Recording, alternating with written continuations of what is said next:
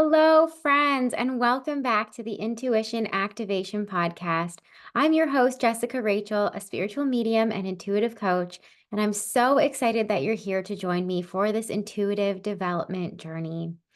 Now, guys, today's episode is really inspired by the September energy forecast. So, if you haven't listened to that, I dropped it on September 1st, and I do this every month. And I channel this beautiful, it's turning out to be an angel. Every time I've been calling in sort of a message for the collective, it seems that this beautiful angel tends to come through and channel through me as I speak. And I channel sort of what is to expect in the month ahead. What are you supposed to be aware of? How are you supposed to navigate the month? And she usually offers some tips or some things to sort of help you and bolster you as you navigate the energies that are coming through for the month ahead. And it's so interesting because when I channel or download the energy forecast, I don't necessarily fully I guess I would say really read into it too much when I'm doing it. I don't really pay too much attention when I'm channeling. Sometimes once the channeling is done, I've forgotten most of the things that were said. And so I'm learning that for me, I actually have to go back and listen to the September energy forecast or the energy forecast after I've actually uploaded it or finished recording and go back when I can actually pay attention. And I'm also learning that it's really interesting to not only listen to it at the beginning of the month and sort of be forewarned for what's ahead, but then to go back and listen to it at the end of the month and see sort of, did I achieve those things? Did it ring true for me? And it's been really interesting to see. And I've really been using these energy forecasts for myself as a tool of how I'm supposed to show up in the world in that month. And it's been really, really helpful in goal setting and working towards things and sort of knowing when to dive in feet first or when to pull back and go within. And it seems that we kind of flip flop depending on the month, which one is advised. And so this month, the September energy forecast, the theme was called the quantum leap. And I definitely recommend going back and listening to that episode. For those of you who are watching this on YouTube, the energy forecast is only available on the podcast. So you have to go over to either Apple or Spotify and listen to it over there. And this idea of quantum leap, I almost want to qualify it as sort of like this idea of a launch, right? Of you stepping into and launching into a new version of yourself, a new identity, a new thing. This is you sort of raising your hand and saying, this is who I want to be. This is how I want to show up in the world. And I'm not going to wait for it to take 5 years for it to happen or even 6 months. I'm going to jump into it now. But the piece that I really want to focus on in this episode is that one of the sort of pieces of advice that this angel offered was that when we make a really big leap, so we step into something that's really scary or new, our subconscious mind or our inner child kind of pumps the brakes and kind of makes us feel fearful or stops us from wanting to move forward. We sort of self-sabotage in a lot of ways. And so the angel sort of recommended that if you're jumping into something new and huge and big and exciting, to take a few moments to go in and connect with your inner child, to heal your inner child, support your inner child, reassure your inner child that it is safe to move forward into this new identity, into this new way of being in the world, into this new potential endeavor that you're launching in this month of September. And what I noticed is after the energy forecast came out, I had a lot of people reach out to me and ask me, everybody's talking about inner child healing. They talk about it a lot in the world of spirituality, but I don't actually know how to do it or exactly what it is. And so that's where this episode is coming forward, is that I really want to get really clear on what inner child healing is. And I want to give you some really specific steps on how you can go about healing your inner child and identifying the blocks and getting rid of those things that are stopping you. I wouldn't say getting rid of, but rather healing the pieces of yourself that are stopping you from stepping into your true aligned self. And there are a lot of things that I've picked up over the years that I have found to be really effective. This is not going to be a really detailed list, but rather a very short and sweet list of the couple of techniques that I have found to be most effective for me and for the clients that I work with. So, we're going to dive into today's episode and really just get that definition clear and really work on the steps. How do we identify our blocks and heal our inner child? So let's begin. I really want to start by talking about what exactly is inner child healing. Some people are really unclear of what that means. And so I want to start by saying that when we say inner child, your inner child is just a younger version of yourself at any age. So a lot of people like to say that it's only between, the ages of 0 and 7. I actually like to say that it's any time that your brain was in the developing stage. And so we know that in most cases, your brain isn't fully developed, at least your prefrontal cortex isn't until sometimes you're 25 years old. And so anything that sort of happens to you between the ages of 0 and 25, they tend to form your identity. They become a part of who you are, and they form those neural pathways that sort of create and dictate our mindset and about who we are, about our self-worth and our self-esteem. Now, there's something to be said about the ages of 0 to 7 being extremely fundamental in dictating your self-worth and your mindset and the way that you talk to yourself in the background. Definitely, that's when the neural pathways are forming. And that's when, and there is something to be said about those years being very fundamental in your self-worth. But I do also want to argue that technically your brain is very malleable and that, those neural pathways are always forming. And especially while your brain is still developing, there are new ones that can come through when you are older than 7. It's not like your whole life is set from the time you are 7 years old and that's it. Nothing can be changed from there. However, usually when we talk about neural pathways being developed, so these are patterns of behavior, patterns of what do I need to do to get my needs met from the people who take care of me. Often those are typically formed between the ages of 0 and 7. And so what's important to know about this is that these are stories that run in the background of our mind. They run in our subconscious. They are things that we subconsciously tell ourselves, that ways that we need to show up in the world, things we need to believe, do, and ways of behaving in order to be loved, accepted, and get our needs met by our caretakers. And so when we understand this, then we start to realize that, well, if I was doing these things in order to survive, and maybe they served me at the ages of 0 to 7 or even 0 to 25. And then when we go into trying to, as an adult, do something new, something that kind of overrides that belief about ourselves, then it can get in the way. Our inner child, that younger version of ourselves, goes, hey, this is not a way that I feel comfortable showing up because it's not safe. I'm not going to be loved. I'm not going to be accepted, and my needs are not going to get met. And so some version of yourself starts to sabotage it in order to stop you and to keep you safe. And so this is where it's really important to be able to go back and to heal that version of yourself, to rewrite the neural pathway, to tell a new story about what you need to do to be loved and healed and accepted, or loved and accepted and have your needs met, so that you can step into a new version of yourself without having this subconscious belief, subconscious fear that your needs are not going to get met. So it's really, really fundamental and important when you're manifesting, when you are trying to step into a new thing, set a new goal for yourself, change a pattern of behavior. You have to go into your subconscious mind. So that's really, really important. And the other thing that I want to say is that, and I almost want to give an example of this, right? So that it doesn't sound so like wishy-washy in the scientific talk.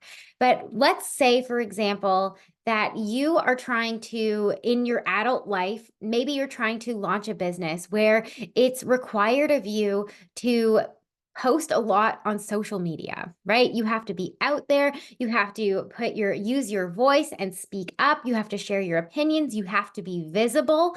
And this is something, maybe it's part of a dream of yours. This is a business you've always wanted to do. And you just can't bring yourself to post on Instagram or to put your face on camera or to write the blog or write the email or be visible in any sort of way. And you can't figure out what's stopping you. Like you just want to do the thing, right? You just know that if you take action that this business could take off, but for some reason you just can't do it, right? You just can't bring yourself to say the things and to share online in a way that you're wanting to. And then you kind of, and this is when you start to question, why can't I do this? Why am I stopping myself? Where am I blocked? Right. And this is where your inner child comes in. Then we have to look back in your childhood and go, where in your childhood were you told the story that it is not safe to be visible, that it is important to be good and pleasing and quiet and agreeable, right? Because if that is the story that has formed in your mind from the time you were a child until now, then trying to do the opposite of that, your whole body is going to scream out and say, it is not safe to do so. Your subconscious brain works that way in order to protect you. And so then you can go back and you can heal that younger version of yourself and tell her a different story, rewrite this story that it is not, that it is actually safe to speak up, to use your voice, to be visible, that you don't have to be pleasing, that you get to say what's on your mind, right? And when you make that, and when you make that distinction and that change in your subconscious mind, suddenly showing up on social media feels a whole lot easier because those fears are suddenly moving out of the way and breaking up. And so this is really, really important work to do. And of course, we can talk about inner child healing in the context of healing traumas. And I hesitate to say that this is the only thing that it is. And that's, I think, a common misconception is that doing inner child work is healing traumas from your childhood. And I'd like to say that, of course, there are some people who have had real capital T traumas and really, horrific childhoods who definitely have to do a lot of healing from that. But I also would like to hope that the majority of us have had fairly typical childhoods, right? And maybe there were potentially a lot of little traumas with, lowercase t traumas, right? Things where our brain, as in our child mind, felt that this was traumatic, but looking back as an adult, we see it differently with a different perspective. And so maybe needing to reassure a younger version of ourselves that what happened wasn't actually so bad. I give the example of, a child being their mom being late for picking them up from school, right? In a 5-year-old's brain, a child being very egocentric, feeling like there must be something wrong with me, and that's why mom didn't come and get me, right? As an adult, you know that that's definitely not the case, right? Usually it was because mom was running late, right? There was a million things going on and it had nothing to do with what was going on or whether the child behaved well that day. But in the child's mind, in a 5-year-old's mind, you really start to believe that there must be something wrong with you. And that starts to form a belief. And if things like that happen over and over again, and you continue to feel that that's the belief that maybe if this 5-year-old version of yourself, your need not getting met, not wanting to be left behind, wanting to be remembered by your parent, right? Maybe if I get good grades, right? Or maybe if I'm really quiet in the car rides, then mom won't forget to pick me up or whatever it is, right? To get your needs met.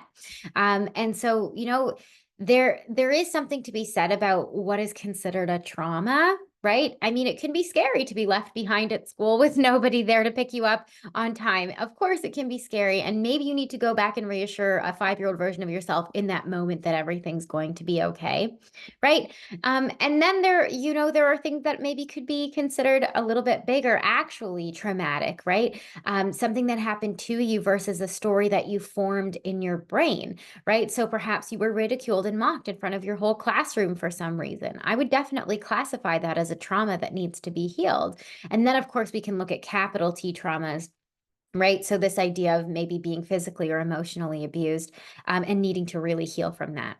But all of it boils down to the stories that we tell ourselves about ourselves and what is safe and okay for us to, or what are ways that are safe and okay for us to show up in the world in order to be loved, accepted, and have our needs met as a child.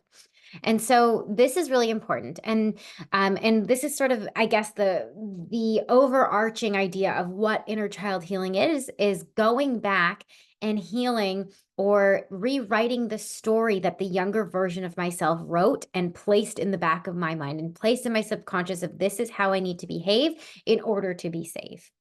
And the more metaphysical definition that I would love to give for inner child healing is this idea of, and I talk about this when we talk about past lives. We kind of accept the belief that we've had, that our souls are infinite, and that, that all of our lives, right, all of the lives that we've had here on earth are technically coexisting all at once. Now, I know this concept can sometimes even make my brain hurt, but there's sort of this idea or this concept that time is really just a construct, right? It's a human construct that linear time goes from past, present to future. And in actuality, there was only the present moment. And if that's the case, then all of our lives, past, present, future lives or existences that our soul has had, are happening at the exact same time. So you kind of have to think of it as all of your lives being stacked on top of each other, right? And happening all exactly at the same time in the infinite now. And so then you can even zoom in on that and then say, well, every version of yourself, so every age of yourself, so you at age 1, you at age 5, you at age 12, you at age 25, are all existing in the same infinite now. So there are infinite versions of yourself within this lifetime as well.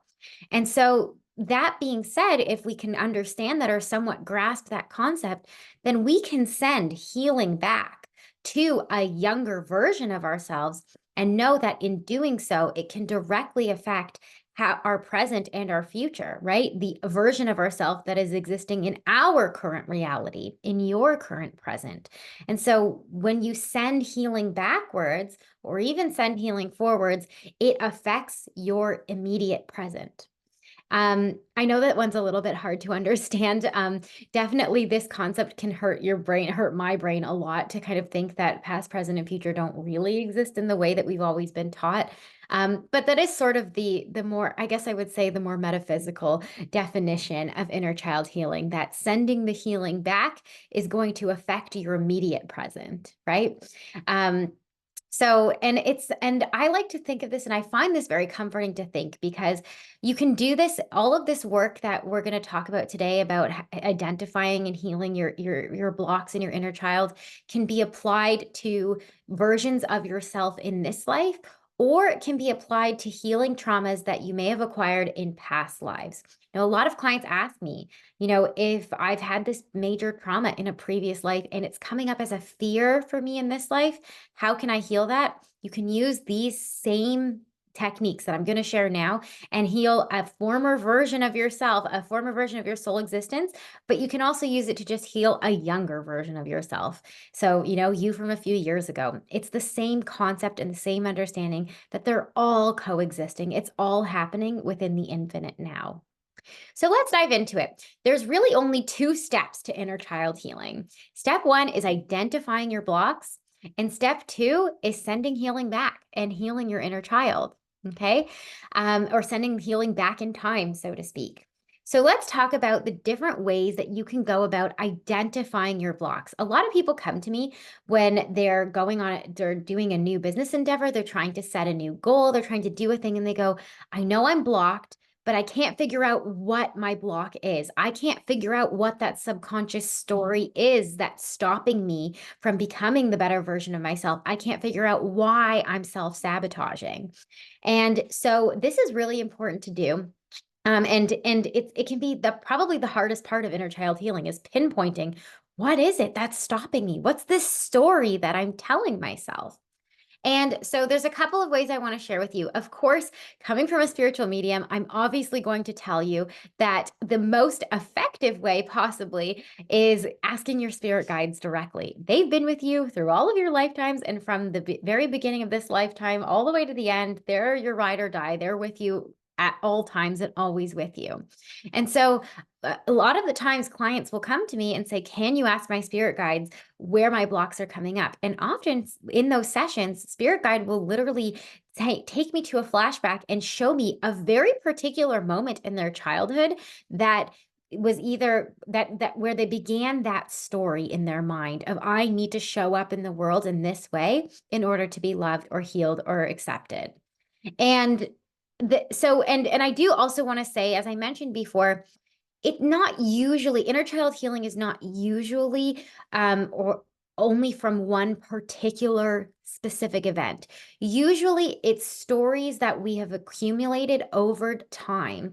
And so, it's sort of this idea of when did this story begin for me? So maybe this story of I need to be the good girl or the quiet girl, right? Or I need to be pleasing, right, of others or over generous. Like that story may have started at a certain age. Maybe you figured that out when you were 5 years old, but then there have probably been many other instances as you go forward that are reassuring and, deepening the groove of that neural pathway and proving to you that it is true. And it makes it get stronger and stronger and stronger. And so the spirit guide will often identify for you maybe the first time where you formed that belief.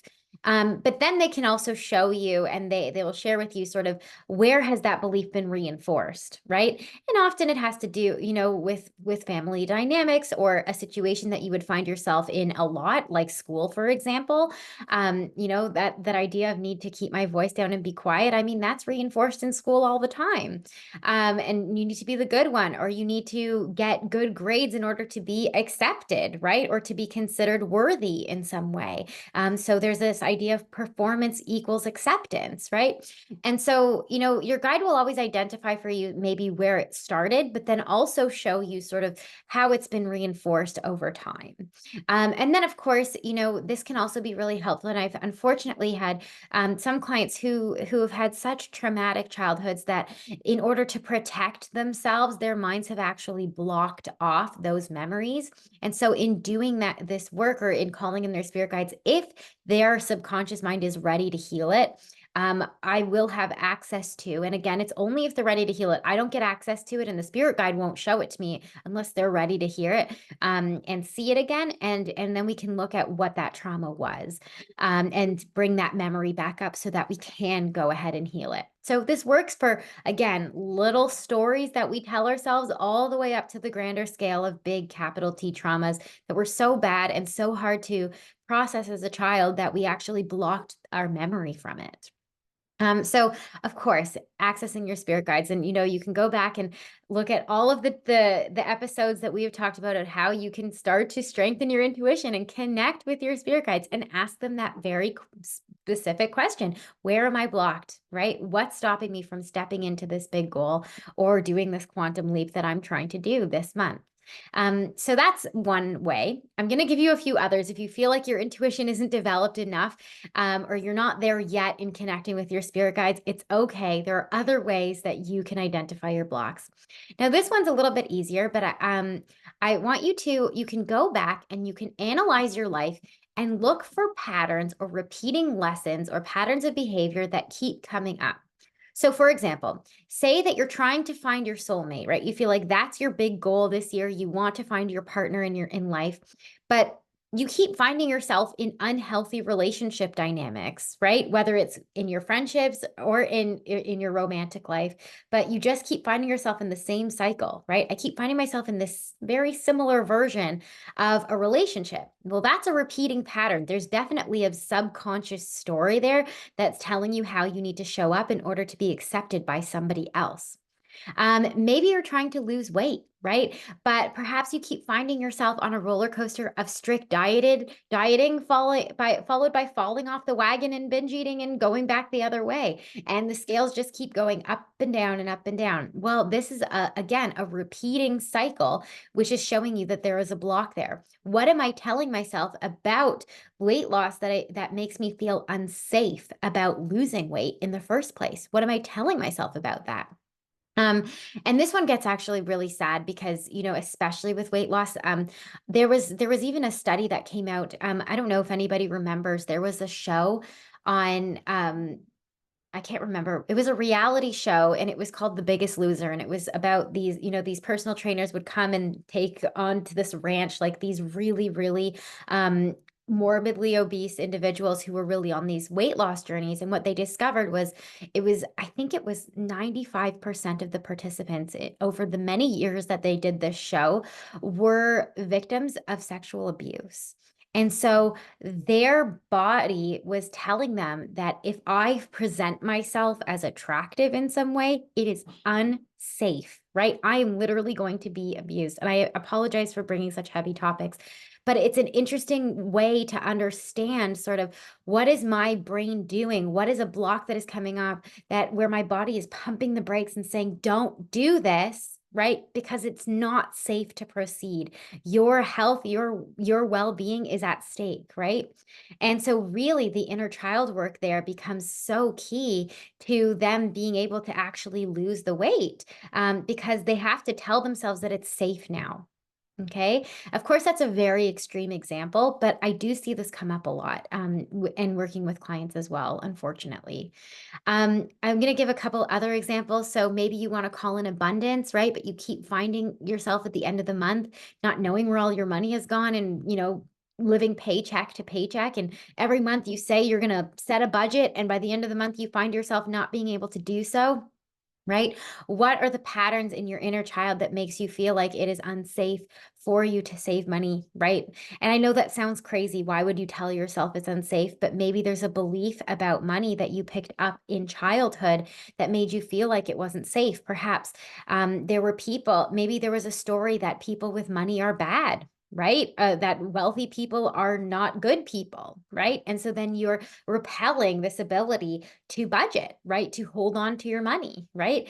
Or maybe you had an example of a family member who was spending their money all the time, right? And just being like so ruled by their money, right? Or maybe money was the reason that it took your parent away from spending time with you because they were chasing money. They needed to, pay your bills. And so you kind of developed this feeling that money is bad, right? My parents' pursuit of financial abundance kept them away from meeting my needs of love and attention all the time, right? And of course, as an adult, we totally understand why a parent would need to work many, many hours, especially maybe as a single parent, in order to support their family.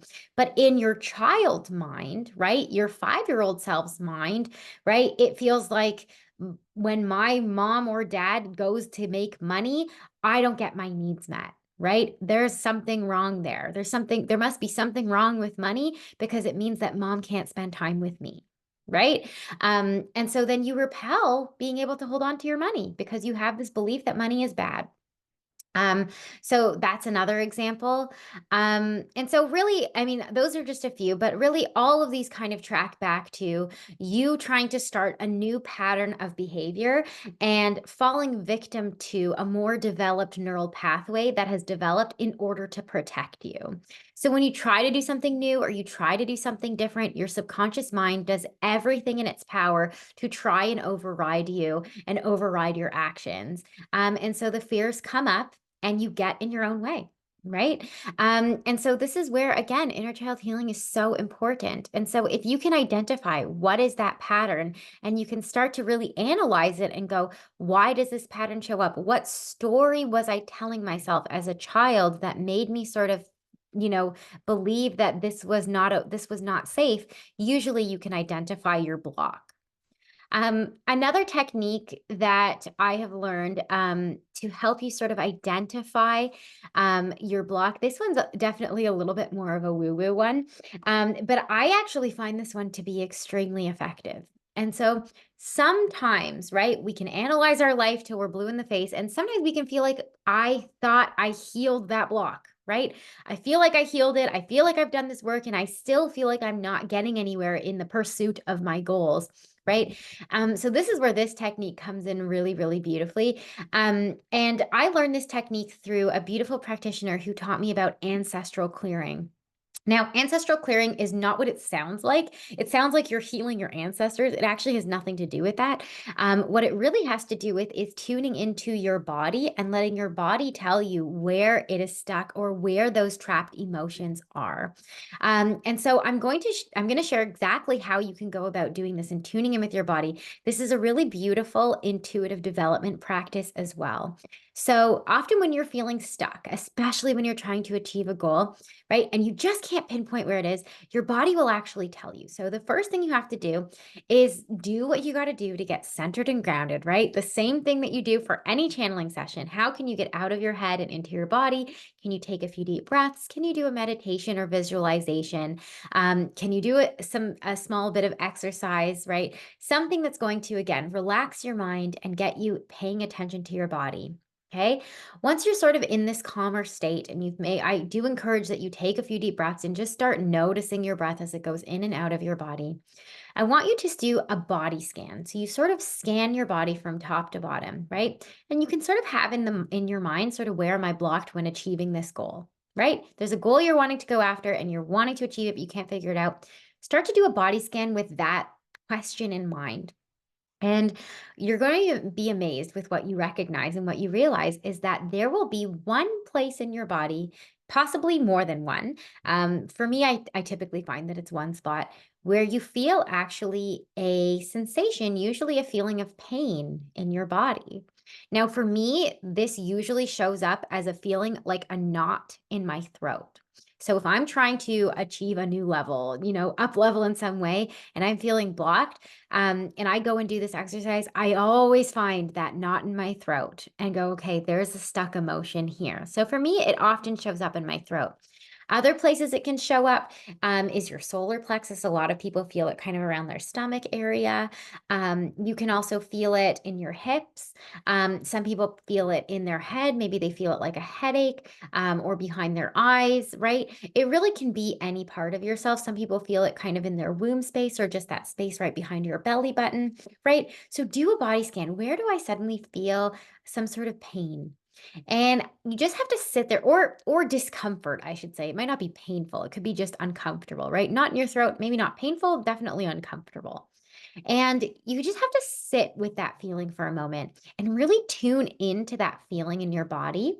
And so, if you could give it a color, right? What would the color of this sensation be? If you could give it a shape, what shape would it have, right? So, when I tune into my throat, sometimes I'll go, ah, it's like the color green and it's a square shape. And then I would even try to identify the pain, right? Would I say that it's sharp and pointy, or tingly and more broad of a pain? Is it an overarching pain, or does it feel like it's a stabbing pain, right? So really trying to kind of tune into what is that sensation that I'm feeling in my body. Now, the next part is that, and it may sound silly, but I actually highly recommend this. And again, do this when you're in a room alone if you get embarrassed about doing this, but actually talk to this body part out loud. And so I will literally talk to my throat and I will ask it, what are you feeling? Right? What are you feeling?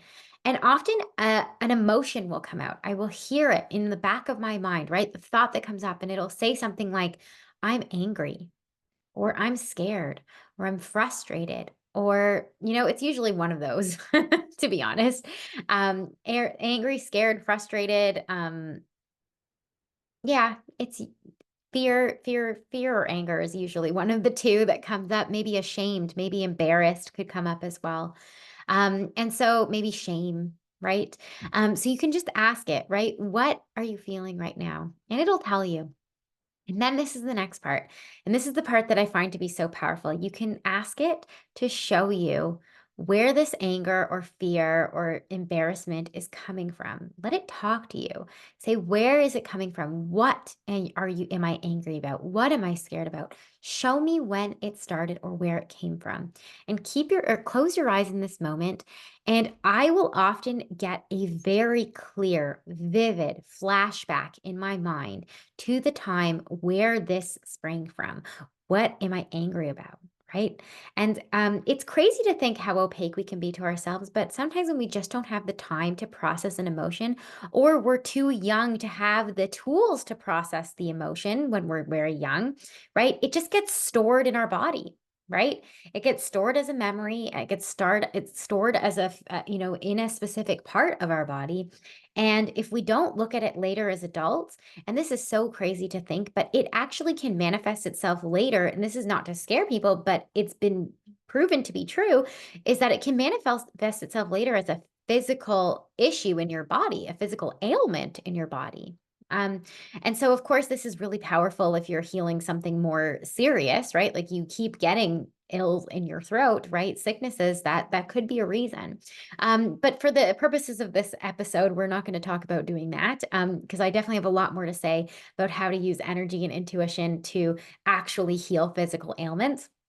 But in this respect, you'll just let it show you a time in your life, right, where this anger came from. What are you angry about? And you'll be so shocked to realize to see how clearly that memory pops up in your mind. And there you go. You'll have your block identified. You'll see what's going on. So sometimes it'll bring back a memory that I haven't thought about or remembered in ages, right? It's like, oh, I didn't even think about that time, right? Like the memory hasn't recurred until this very moment. So trust the memory that comes up.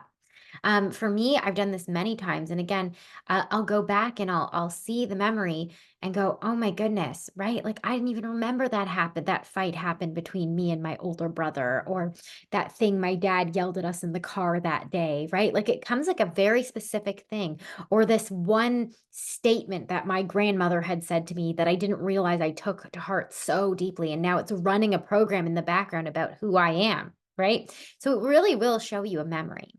So I am going to talk to you about how we go about healing this. But for the purposes of step one, this is a great way to identify the block. Okay. So now we have to talk about healing it. So sending love back. So just in the context of the ancestral clearing, which is identifying the block through a physical sensation in your body, if you see the memory, one of the things you can do is really just well, I feel like there's a lot of things you can do. So we're actually going to talk about this in the context um, of all of the ways in which you can send healing back in time. So the first thing that I love to talk about is so this is step two: sending love and healing back in time, back into that memory, back into a younger version of yourself, back to that block or where that block began for you, or that story, that ingrained neural pathway began. So, the first example I want to give you, or first technique I want to give you, is a visualization technique. Now, you can do this when you're talking about a physical sensation in your body, or if you just remember when it started for you, right? Maybe you just look back and realize when this repeating pattern started for you. And this is actually a technique that I learned through a manifestation platform that I used to subscribe to. It called To Be Magnetic with Lacey Phillips. So To Be Magnetic is a beautiful, amazing company that shows you a way of manifesting. So it's a manifestation course essentially, and you can subscribe to it. And they have all of these different mini courses that you have to take as part of something they call the pathway that you have to use to walk yourself through in order to reprogram your neural pathways in order to manifest the things that you're trying to call in into your life. And what I found in doing some of these techniques from this course is, number one, they're in some cases way better than any therapy I've ever done in my life.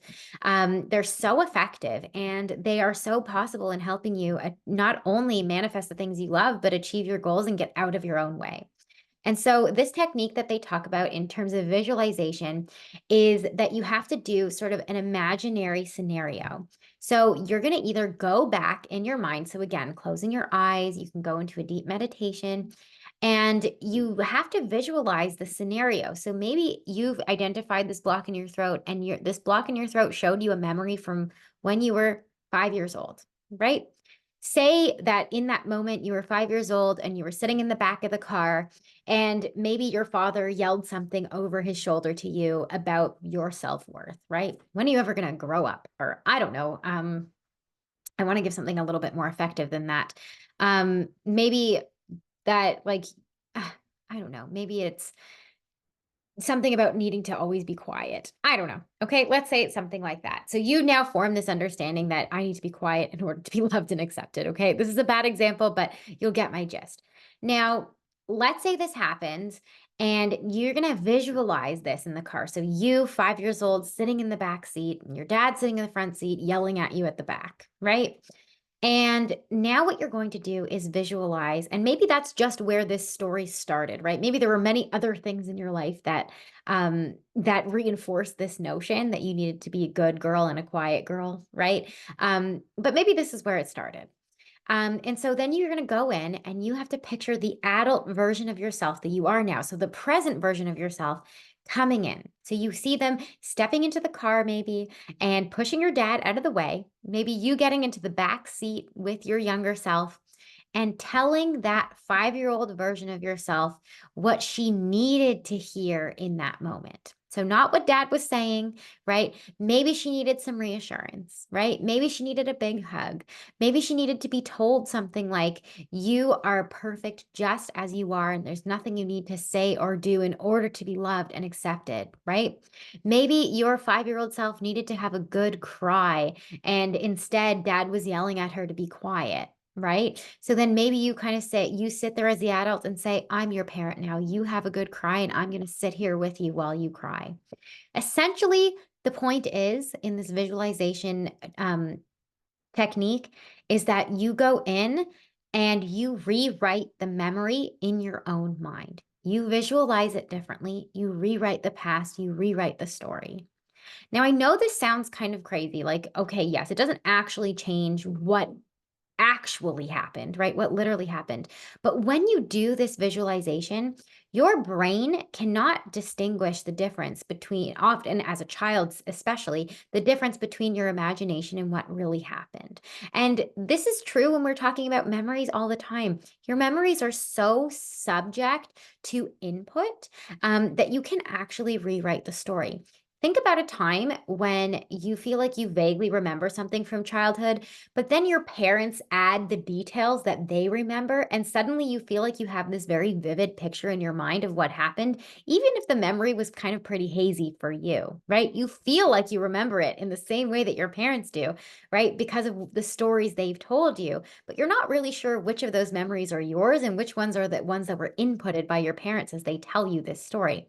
Well, this is the same case here. You can go back and you can heal your inner child by rewriting the story, by visualizing a new scenario, changing it to the most healing scenario, to the scenario that would actually build your self-esteem and self-worth, as opposed to the scenario that tears it down or changes your ability to move forward in your life.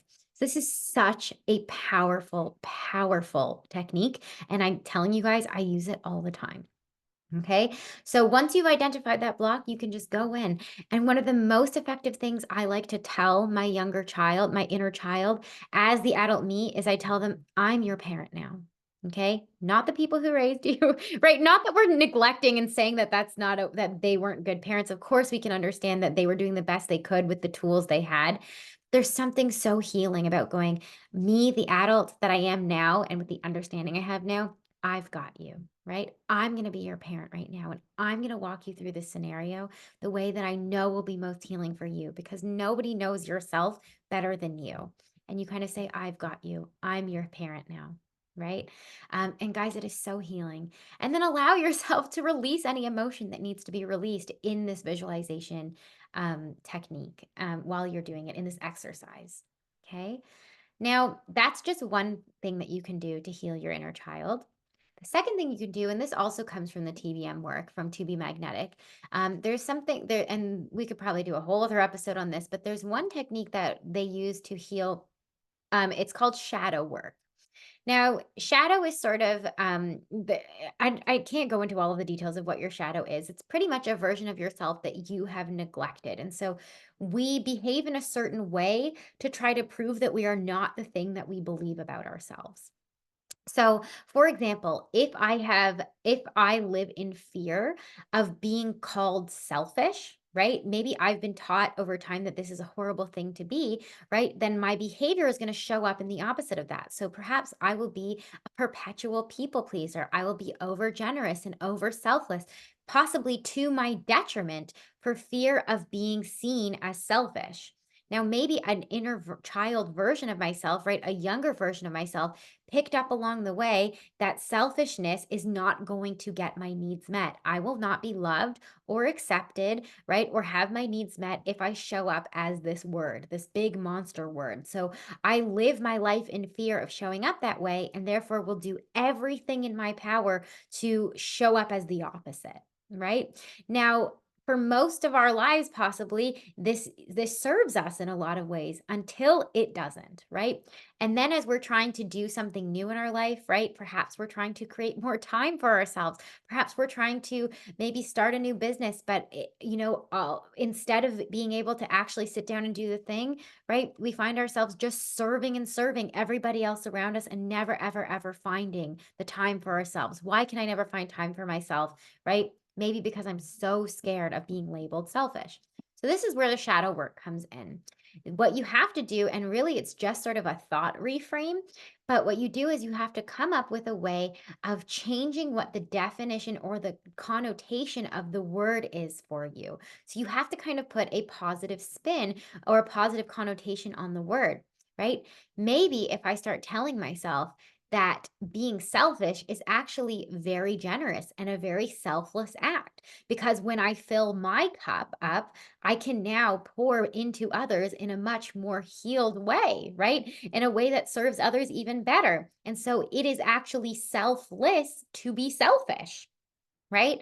And so then later on, then if somebody ever does call me selfish, I will actually enjoy that and relish that and hope that someone calls me selfish because it means that I know how to take care of myself, that I am doing the things that I need to do to make myself the best so that I can be as generous as I want to be. Right. And so I actually enjoy or relish the idea of being selfish. So it's really sort of um, taking the sting out of the word, out of the perception of this word. And in doing so, it allows me to move forward in a new way and kind of go, I don't have to live in fear of being labeled this way. In fact, I will invite it in because it means something new to me.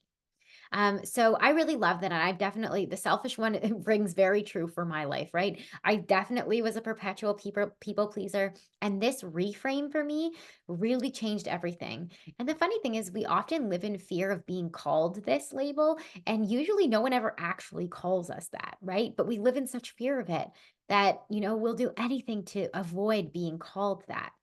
But it's funny because then once we actually start to show up in a different way, maybe someone will call you selfish because they're used to you showing up differently, right? They're used to you just giving and giving and giving. And then when the word comes up, you've already reframed it in your mind and you can kind of smile to yourself and go, good, thank God. It means I take care of myself, right?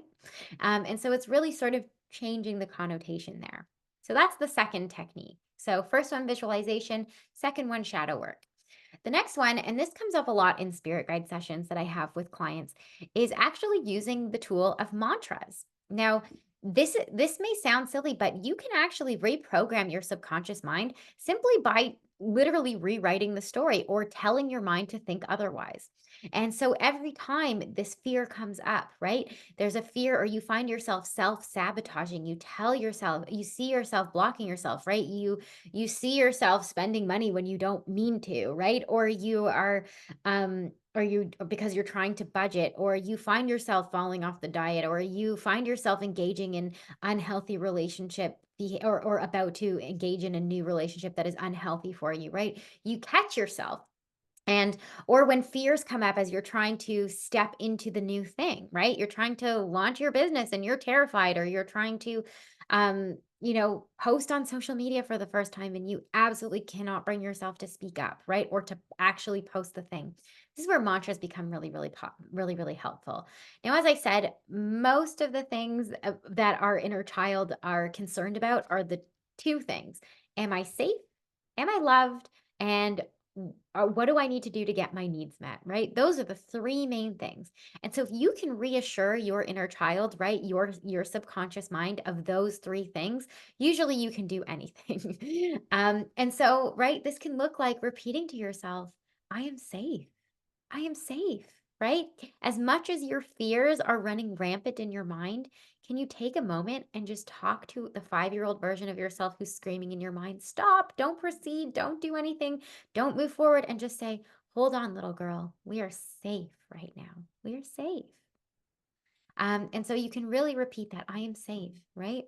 And if the other one, right? I mean, this one's so hard for so many people to believe about themselves, but I am loved. right? And this one is the strongest one. And this one comes up in spirit guide sessions all the time. And I love it so much, which is there is nothing that I need to do in order to be loved. Okay. Oftentimes, a lot of our behaviors are formed by our seeking of love and acceptance from our caregivers as children. And so we feel that we have to show up in a certain way in order to be loved. But we are lovable innately. We are born images of God, right? I hate to sound so religious, but it's the truth, right? You are a masterpiece, a piece of the master. There is nothing that you need to do in order to be loved or lovable, right? Or accepted. And so, in reminding yourself of that, it allows you to take a separation and a step back from what am I about? Is the thing I'm doing because I'm worried about not receiving love? And if that's the case, can I course correct? Right. And so I really use this mantra a lot. And I'm going to say it one more time because I know we all need to hear it. There is nothing that I need to do in order to be loved. Okay. You can also change that to accept it if you want to, but I really love that one. Okay. So reminding your inner child, I am loved, I am safe, and there's nothing I need to do in order to be loved or accepted. Now, the last technique I found to be extremely powerful as well. And I can't say that it's something that I have learned deeply. I know there are courses that you can do to learn more, but I have been to a practitioner before and tried it once and then just used the techniques I learned in that session going forward because I found it to be extremely effective. Now, this technique is known as EFT or tapping. And so this is where you will tap certain meridians in your body, similar to acupressure points on your body. So you can definitely, they're easily Googled of what the EFT points are. And you literally take your hands and tap those places, right? There's a place kind of above your eyes, there's a place kind of on your cheekbones. The most familiar or popular place is sort of that place right underneath your collarbone. So tapping on that place and doing that sort of resets your nervous system. But what I found so beautiful about this is that while you're tapping, right, that in and of itself can regulate your nervous system without actually saying anything. But when I was with this practitioner and going through a therapy session with her, um, she gave me this really beautiful uh, phrasing to use, which is that when I'm trying to work through a block, when I'm trying to rewrite my neural path, when I'm trying to share something or change the story, I can say that even though I am feeling X, Y, Z about myself, so even though I feel selfish, right? Maybe I'm trying to rewrite that one. Even though I feel selfish, I deeply and completely accept myself. And you say this while tapping. And you can say it again. Even though I feel selfish, I deeply and completely accept myself. And in doing so, you allow the emotional charge of that fear to leave your body, right? That word of calling yourself selfish can elicit a lot of emotion and it feels so charged. But when you do it with it in concurrence with tapping, it allows the charge to leave your body. It allows you to feel safe again in saying this word and labeling yourself this word, right? And then you can maybe use that shadow work technique and rewrite what selfish means for you, right? So feel free to use all of these techniques for just a single block or use one of them for a block, right? So yeah, those are all of the techniques that I really have to share with you guys today. I hope they've been helpful. I do just want to sort of recap really quickly how to identify your blocks, which is you can ask your spirit guide. You can look for patterns of repeating lessons or repeating patterns of behavior, or you can do a body scan. And then the techniques that you can do to help heal your inner child is visualization, shadow work or rewording, mantras, and EFT. Of course, there are many more out there. These are just the ones that I have found to be most effective for me and many of my clients. So I was happy to share them with you. And I hope that they'll be effective for you as you jump into your quantum leap and big energy goals this month. But at the end of the day, I really want to say that the majority of our inner child blocks always boil down to the belief or fear that we are not loved or lovable, we're not going to be accepted, or that we're not safe. And so if we can go back and reassure a younger version of ourselves that these things are in fact not true at all, and we can rewrite that story that's been playing in the background of our mind, then there's really nothing that we can't achieve. So do these things and see just how far you leap this month. I'm telling you guys, it is so magical. And I have to say from personal experience, anytime I've really gone in and done one of these techniques for a specific block, I have manifested the thing within 24 hours. Okay, guys, it happens immediately. You change that belief and the manifestation comes through. Again, I don't claim to be a manifestation guru or someone who is an expert in manifestation, but I know that when I do these techniques, the thing that I'm trying to achieve always comes through right after I do one of these things. And it's almost instantly. And so you guys can become powerful manifestors. And if manifesting is not your goal, then if you're trying to just be, trying to just achieve a goal or get out of your own way, I highly recommend trying some of these things. So let me know in the comments if you're watching on YouTube, or send me a DM on Instagram if you've tried one of these things and if it's been effective for you. And if you have any questions, you can always reach out to me. I'm so here for your spiritual development journey. And I'm sending you guys so much love and inner child healing as you head into the rest of your week. Have a great one, guys. Bye.